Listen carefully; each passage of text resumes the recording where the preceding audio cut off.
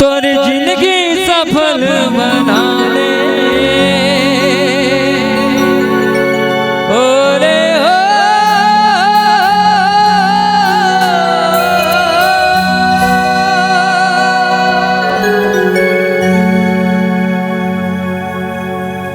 तोरी जिंदगी सफल बना ले माया ले मनला हटा ले रे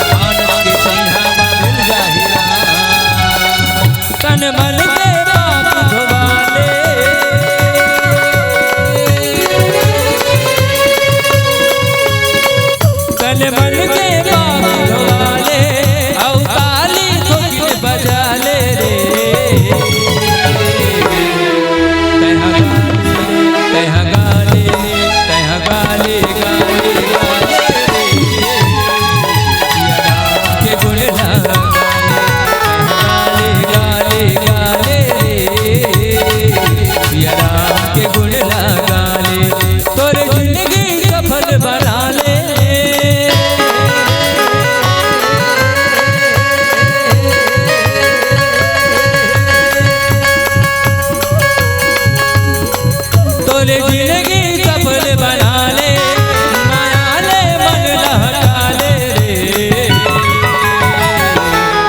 तह गाले तह गाले तह गाले गाले गाले रे। सिया राम के गुण लगा ले, तह गाले तह गाले तह गाले गाले गाले रे।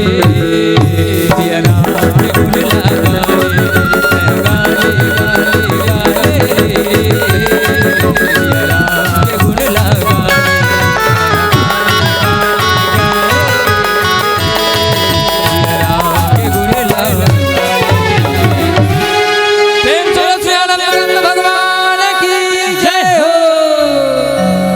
अगर आपको हमारा ये वीडियो पसंद आया हो तो लाइक, कमेंट और सब्सक्राइब ज़रूर कीजिए।